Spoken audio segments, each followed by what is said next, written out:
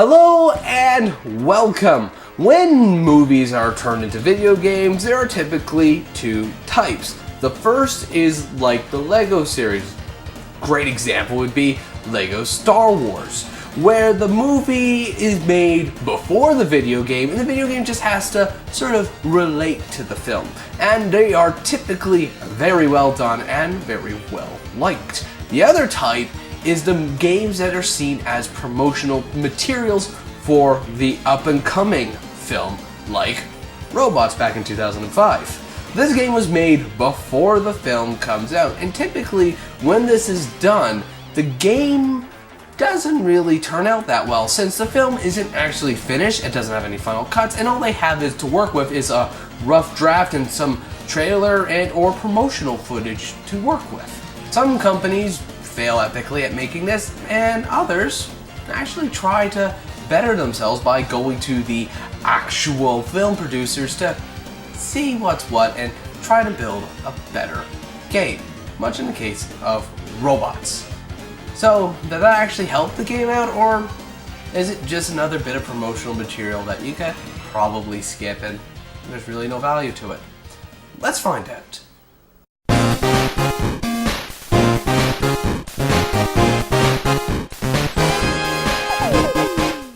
Check out Robota Pete from us at 16-Bit Games. It's a simple top-down shooter where you shoot at the Robota Pete before it has a chance to get to the bottom. Watch out for the disruptor and aim for a high score. It's available for free on Android and iOS, so check it out today. The gameplay in Robots is actually very good. It's a linear single-player 3D adventure game with various different types of levels, gameplay, boss fights, collecting, and combat. For the most part, Robots does a very good job with all of it. The combat is satisfying, and since the game is designed primarily for children, it doesn't swarm you with enemies, only one enemy at a given time. Everyone else just waits patiently in the back. The levels themselves are very beautiful and are constructed in such a way that they could feel alive, or at the very least, well used. And finally, there's a ball rolling mechanic, which they tossed in at the last second. It is primarily used for transportation, but they made an entire level out of it, and it feels unique. It controls amazingly, albeit it is a wee bit frustrating. The ball rolling isn't the only frustrating thing in this game. They sprinkle a whole load of frustrating mechanics throughout the entire game. Predominantly, it's the scrap. Scrap's both used as a currency as well as your ammunition for the scrap launcher. But there's a cap to how much scrap you can have, so you want to obviously pay to upgrade it. So you now can't use the scrap launcher.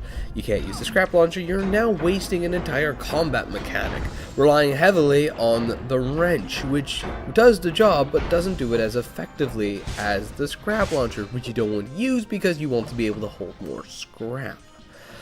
With that said, a gameplay element which isn't frustrating is the camera. The camera does a very good job of giving you control, even though it is a wee bit dim-witted and slow. You can keep the camera focused on the action, where the platformers are and whatnot, and the camera will try its best to actually automatically keep you in focus. I feel that this is a side effect of making the game for both the PS2, Xbox, and the GameCube. But because the camera is so focused on keeping the gameplay good, the aesthetics for some reason does take a bit of a hit because you're constantly looking at the ground. And the ground is very pretty, but it doesn't give you a sense of place. As a result, the aesthetics does take a wee bit of a hit, and when you finally stop and take a look around, Robots is a very pretty game. In fact, probably one of the better looking licensed games on the system. It's just a bit of a shame that your nose is always in the ground rather than looking around at the gorgeous views. There's actually a section of the game called the Out Mode Zone, which I thought was sort of in a dingy, dark area, like a factory or inside something, but in fact it was actually a back alleyway, and I didn't know that until I actually decided to take the camera and force it to look up. Once you actually take a look at the game, it's absolutely astonishing. The game is beautiful, jaw-droppingly at times. It's just a shame that the camera itself is more focused towards the gameplay than actually showing off the environments when it can. Now the controls are very interesting. At times they feel perfect, they flow beautifully, like with the ball rolling. And the combat, it feels amazing, sort of like a simple button masher for the Sega Genesis. But where the game weirdly falls short is with platforming.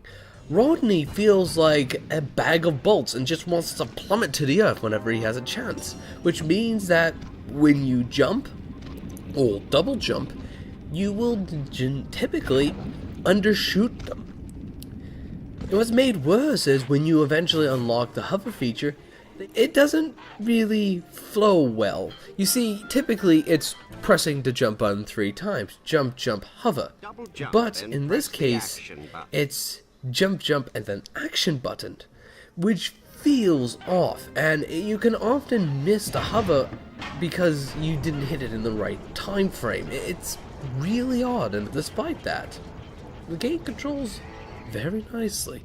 The story, on the other hand, well, despite the developers actually working with Blue Sky Studios to help with the game, the story isn't very good. It tries its best to follow the movie to the best of its abilities, but it feels like they were either just given clips of the film or a very rough draft of the script, and as a result the game looks and feels wrong. Characters aren't the same, and even despite the fact that they are voiced by their original voice actors, motivations are different. The moral of the story is again different, and the only thing that I can say is interesting about this story is that they use unused footage from the film to populate some of the cutscenes. It's interesting, but not good. As a movie tie-in game, Robots isn't a very good one. It doesn't follow the story at all, it tries its best, but ultimately falls very short. As a result, it muddies up what could have been a pretty good game. That said though, the game itself is very solid. It has good combat, good mechanics. It was a blast to play through, despite everything that could go wrong with it. And as a result, it's an okay game. There are better games made with the same limitations, but it's harmless. It's a great children's game.